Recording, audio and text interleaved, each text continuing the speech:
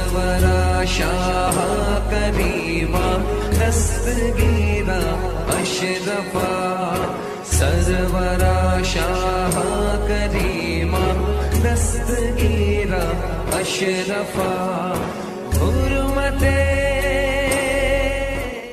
اتنا سمجھانے کے باوجود قانون کے باوجود یہ جو غصے میں آتے ہیں تو 3 طلاق سے کمیں دیتے ہی نہیں. جب سارا اپنا کام خراب کر لیتے ہیں پھر یہ دارالفتہ میں جاتے ہیں. کتنے تو جاتے بھی نہیں, اپنی زندگی ایسے ہی گزارتے. میرے بھائیو, آپ کو پتا ہے زندگی کیسے گزارنی چاہیے؟ سرکار ارشاد فرماتے ہیں خیرکم لأہلی. میں اپنے نوجوانوں سے بہت خلوص مخاطب ہوں, آپ غور سے سنیں. سرکار ارشاد فرماتے ہیں خیرکم لأہلی. تم میں سب سے بہتر وہ ہے جو اپنے گھر والوں کے لیے سب سے بہتر ہو. وَأَنَا خَيْرُكُمْ لِأَهْلِي. سرکار فرماتے ہیں میں اپنے گھر والوں کے لیے تم میں سب سے زیادہ بہتر ہوں. آپ اتنے اچھے ہیں یہ دوستوں سے پتہ نہیں چلے گا. ایک نوجوان اپنے دوست کے لیے تو بہت اچھا ہوتا ہے. اگر اس کا دوست کبھی فون کر دے کہ میں سلطان پور میں پھنسا ہوا ہوں اسٹیشن پہ, موٹر سائیکل لے کے آؤ, مجھے لے چلو, تو نوجوان اپنی گاڑی رات کے تقریباً 12 بجنے والے ہیں وہ اسٹارٹ کرے گا اور جائے گا, اپنے دوست کو لے کے آ جائے گا. اچھی بات ہے, دوست کا آپ نے مدد کی, دوست کی بات آپ نے مانی. لیکن اگر دن کے اجالے میں آپ کے ماں باپ کہتے ہیں کہ چلے جاؤ سلطان پور کوئی کام ہے کر کے آ جاؤ, پھر آپ کی موٹر سائیکل اسٹارٹ نہیں ہوتی, پھر آپ جانا نہیں چاہتے, پھر آپ اپنے بھائی کا چہرہ دیکھتے ہیں کہ ہمیں کو ہمیشہ حکمات دیتے ہیں, ہمارا بھائی ہے کبھی یہ تو نہیں جاتا, میں ہی تو بارہا جاتا ہوں. جب دوست نے کہا تو آپ فوراً تیار ہو گئے, اچھی بات ہے, لیکن اس سے زیادہ پہلے اپنے ماں باپ کے حکم پہ تیار ہوئیے. کیوں؟ اس لیے کہ ہمارے پیغمبر نے فرمایا ہے تم میں سب سے بہتر وہ ہے جو اپنے گھر والوں کے لیے سب سے بہتر ہو, اپنے ماں باپ کے لیے سب سے بہتر ہو, اپنی بیوی کے لیے سب سے بہتر ہو, اپنے بچوں کے لیے سب سے بہتر ہو, اپنے بھائی بہنوں کے لیے سب سے بہتر ہو, پھر بعد میں اپنے پڑوسیوں کے لیے بہتر ہو, اپنے رشتہ داروں کے لیے بہتر ہو, اپنے قرابت داروں کے لیے بہتر ہو, اور اپنے انسانیت کے لیے وہ بہتر ہو.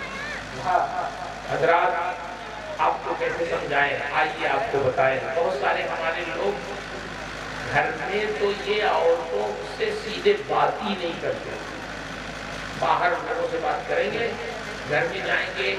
جانتے ہیں برکت کے اسباب میں سے ایک چیز یہ بتائی گئی ہے حدیث شریف میں کہ جب گھر میں داخل ہو تو اپنے گھر والوں کو کہو السلام علیکم ورحمۃ اللہ وبرکاتہ. گھر میں داخل ہوتے ہیں تو سلام کرتے ہیں, ماشاءاللہ کچھ لوگ کرتے ہوں گے, لیکن گھر میں داخل ہوتے وقت اپنی بیوی کو سلام نہیں کریں گے, اپنے باپ کو سلام نہیں کریں گے, اپنی ماں کو سلام نہیں کریں گے, اپنی بہن کو بھائی کو نہیں سلام کریں گے. جبکہ حکم یہ ہے کہ برکت کے اسباب میں سے یہ ہے اس شخص کے گھر میں برکت ہوتی ہے جو شخص جب گھر میں داخل ہو تو سب سے پہلے کہے السلام علیکم ورحمۃ اللہ وبرکاتہ. سرکار کے بارے میں لوگ جاتے امہات المومنین کے پاس, ان کا دروازہ کھٹکھٹاتے اور ام المومنین سے پوچھتے کہ ام المومنین آپ بتائیں سرکار جب گھر میں رہتے تھے تو کیسے رہتے تھے, کیسے رہتے تھے, ان کے رہن سہن کا انداز کا کیا ہوتا تھا.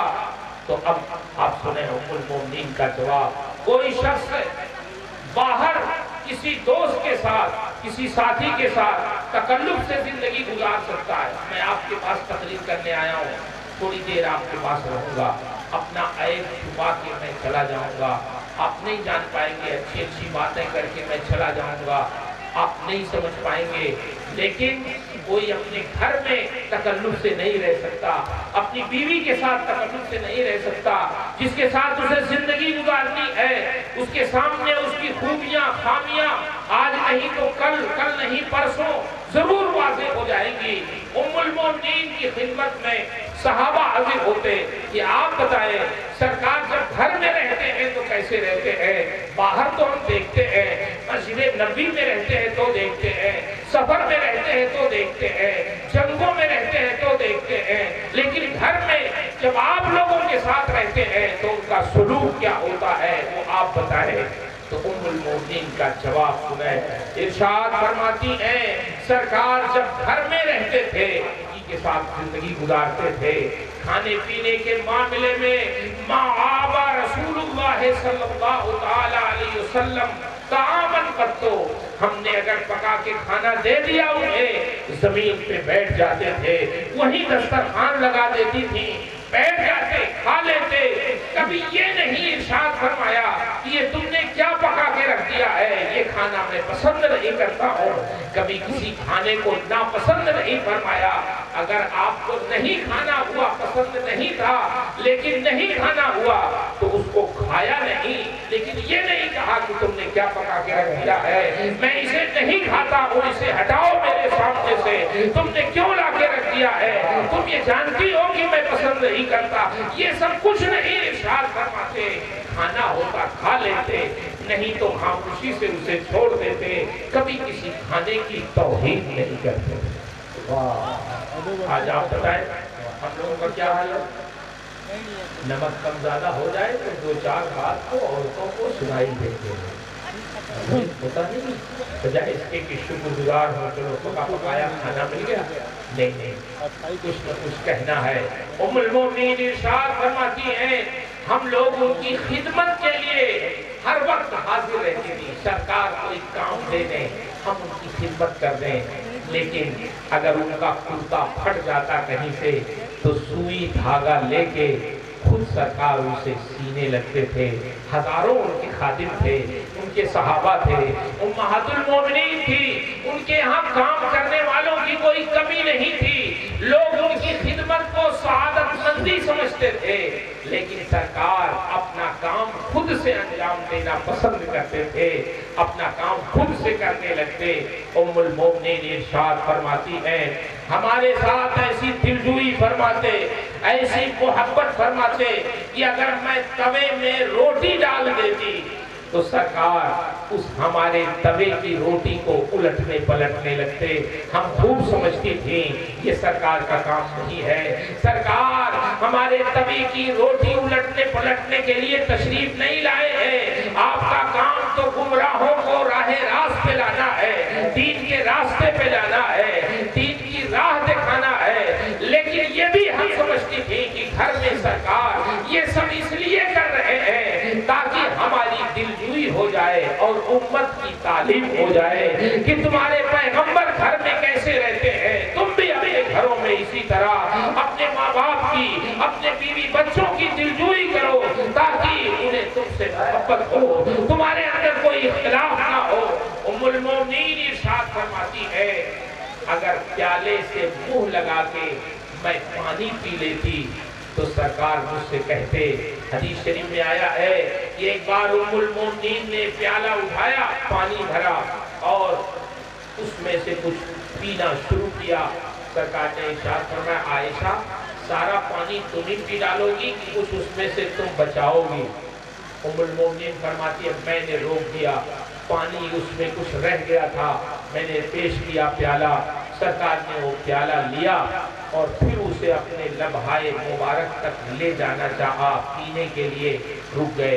ارشاد فرماتے ہیں عائشہ تم مجھے بتاؤ کہ تم نے اپنے ہونٹ کہاں سے لگا کے پیے ہیں، میں بھی وہیں سے پینا چاہتا ہوں جہاں سے تم نے پیا ہے۔ آپ مجھے بتاؤ اگر کوئی شوہر اس طرح اپنی بیوی کے ساتھ رواداری کرے تو کیا کبھی طلاق کی نوبت آئے گی، کبھی مار پیٹ کی نوبت آئے گی، کبھی دو خاندانوں میں مقدمہ بازی کی نوبت آئے گی؟ آج طلاق کی اتنی شرح جو ہو رہی ہے، مار پیٹ ہو رہی ہے شوہر بیوی میں، اختلافات جو ہو رہے ہیں، مقدمہ بازی جو ہو رہی ہے، یہ صرف اس لیے ہو رہی ہے کہ ہم نے اپنے نبی کی سنت چھوڑ دی ہے، اپنے نبی کا طریقہ چھوڑ دیا ہے، اپنے دین کے طور طریقے چھوڑ دیے ہیں، ہم اپنے مزاج کے مطابق زندگی گزارنا چاہتے ہیں، اپنی طبیعت کے مطابق ہمیں زندگی نہیں گزارنا ہے، اپنے نبی کی شریعت کے مطابق زندگی گزارنا ہے۔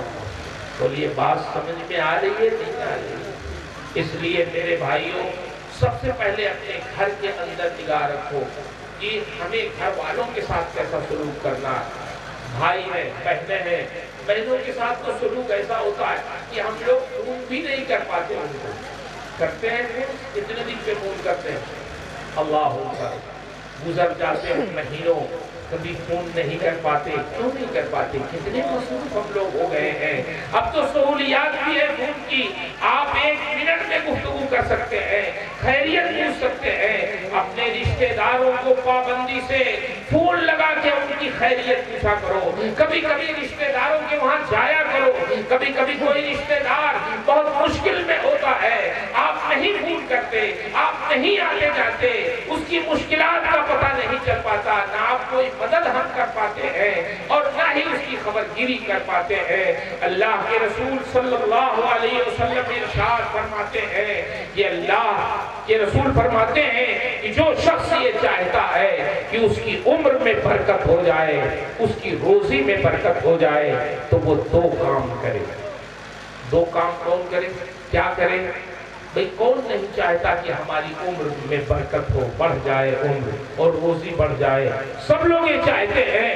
تو اگر یہ چاہتے ہیں کہ ہماری عمر میں برکت ہو جائے، ہماری روزی میں برکت ہو جائے، تو سرکار فرماتے ہیں 2 کام کرو۔ ایک تو اپنے ماں باپ کے ساتھ حسن سلوک کرو، ایک اپنے رشتہ داروں کے ساتھ حسن سلوک کرو۔